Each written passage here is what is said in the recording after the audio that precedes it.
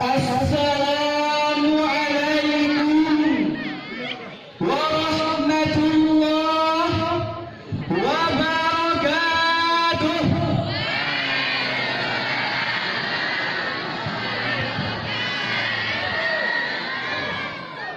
Amboi, bagus diriku beri salam. Kenapa kau sedikit yang jawab? Padahal Rasulullah SAW bersabda, barang siapa yang menjawab salam daripada saudaranya, maka Allah Subhanahu wa Ta'ala akan menurunkan baginya 70.000 nikmat. Dan sebaliknya, bila seseorang enggan salam daripada saudaranya, maka 70.000 azab di atasnya. Jadi sekarang terserah antum sekalian deh, mau nikmat atau azab. Assalamualaikum warahmatullahi wabarakatuh.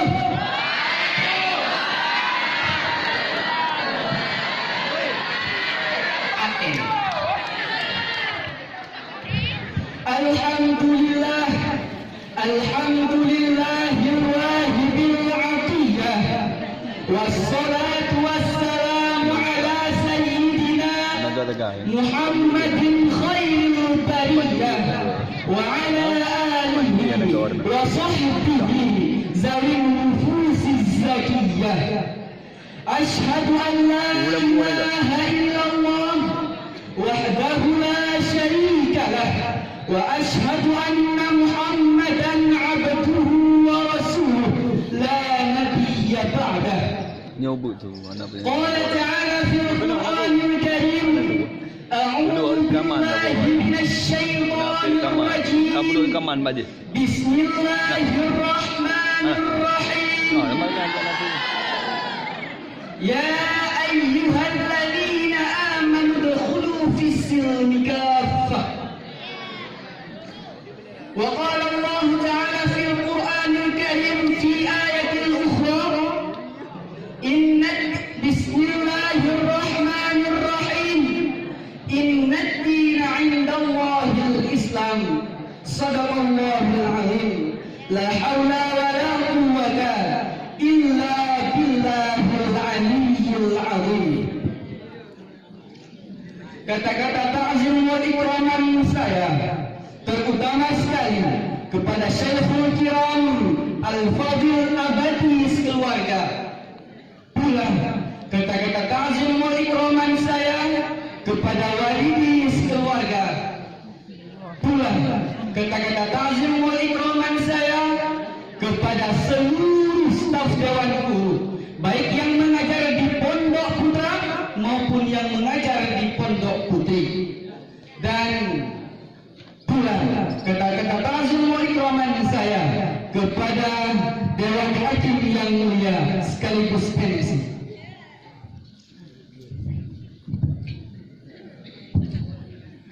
Biar ada timbal balik itu antara pendai dan audien, nanti di waktu saya sapa dengan kata sahabat santri, antum sekalian jawabnya santri is the best. Setuju?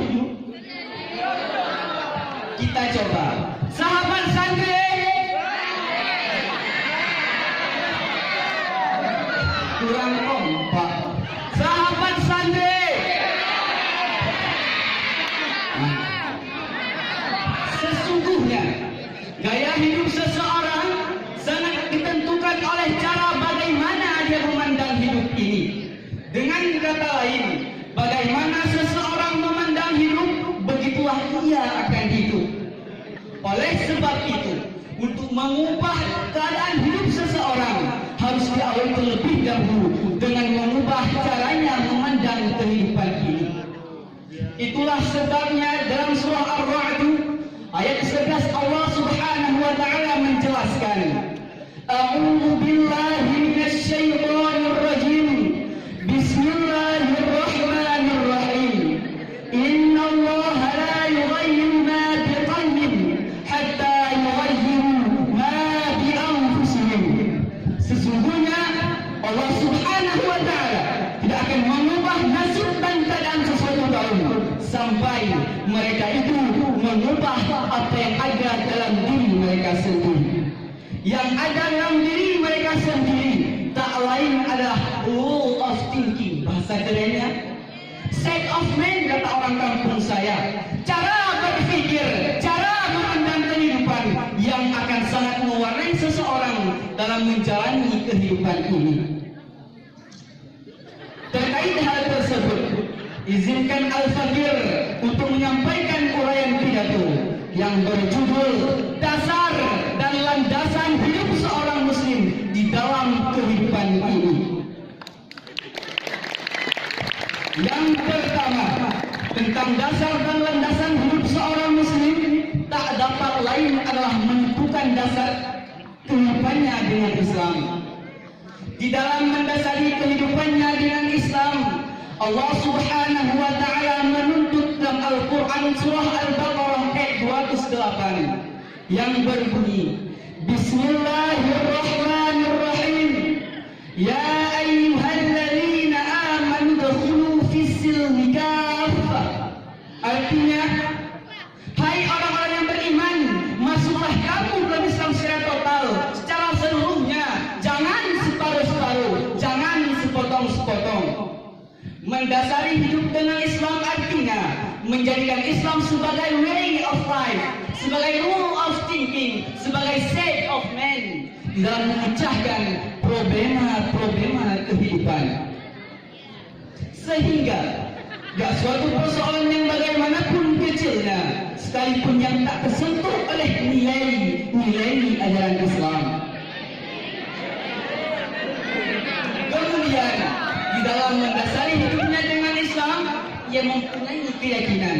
Pertama, percaya akan agama adalah menganggap Islam sebagai dasar keutamaan hidupnya.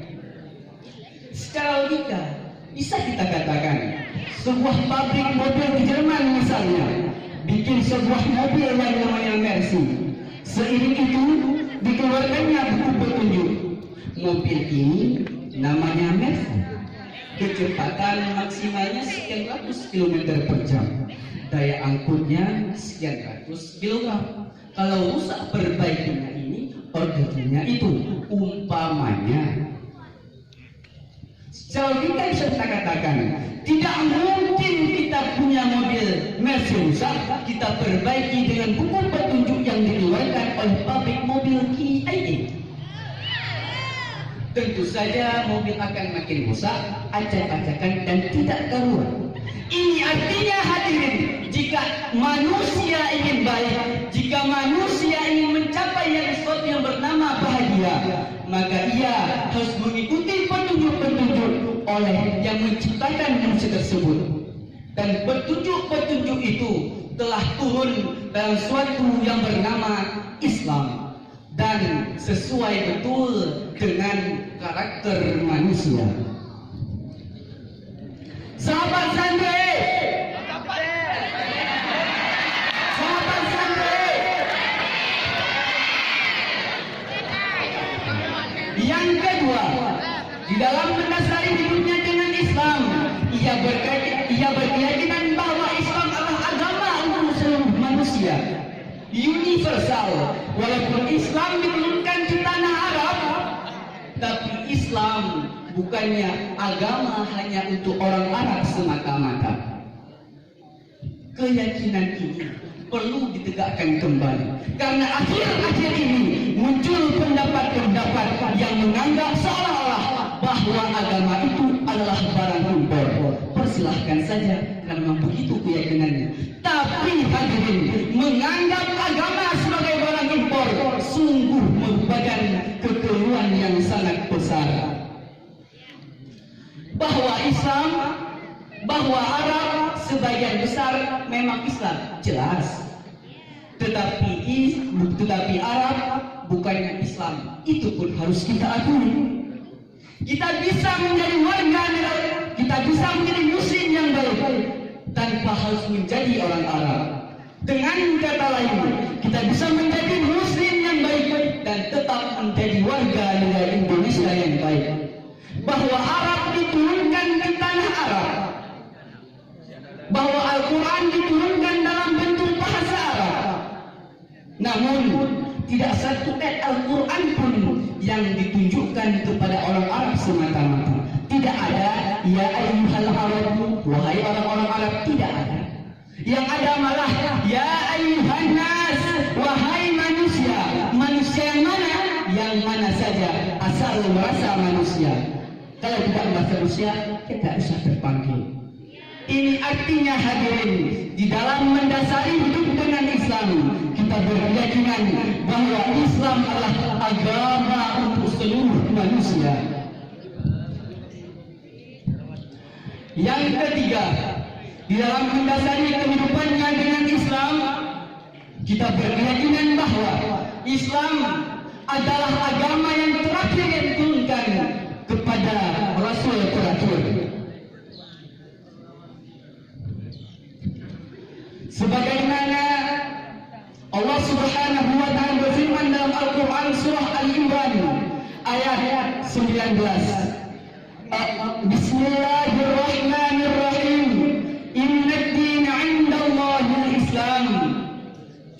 Bahwa agama di sisi Allah adalah agama Islam. Hadirin ma'asyiral muslimin rahimakumullah. Dari uraian saya di atas, maka dapatlah kita ambil kesimpulan. Yang pertama, di dalam mendasari hidup dengan Islam, kita berkeyakinan bahwa Islam adalah panutan bagi hidup kita. Islam adalah segalanya bagi hidup kita. Yang kedua, Allah Subhanahu wa taala akan mengubah nasib dan keadaan suatu kaum sampai kaum itu mengubah apa yang ada di dalam diri mereka sendiri. Yang ketiga, kita berkeyakinan bahwa Islam adalah agama yang terakhir yang diturunkan kepada Nabi terakhir. Tidak ada agama setelah agama Islam diturunkan. Intinya Islam adalah agama yang terbaik, yang paling benar di sisi Allah Subhanahu wa taala. Kalau kata orang kampung saya, Islam is the single one, the true religion behind the God. Islam adalah agama yang paling benar di sisi Allah Subhanahu wa taala. Hadirin sidang pendengar yang insyaallah dimuliakan oleh Allah. Mungkin hanya ini yang dapat saya sampaikan. Sudah lama encik nak ke Padang, tinggi rumpek dari ilalang. Sudah lama kita berlabuh dalam keterpurukan. Moh sekarang kita bangkit membangun semangat yang gemilang. Hadanallahu wa iyyakum ajma'in. Wassalamu alaikum warahmatullahi wabarakatuh. Waalaikumsalam warahmatullahi wabarakatuh.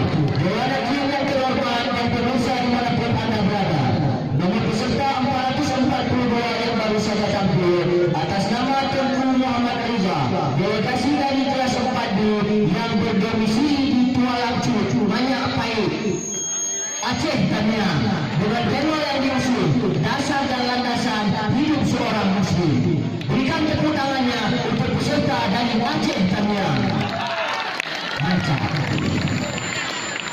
Peserta selanjutnya kita panggilkan nomor 507 dan harap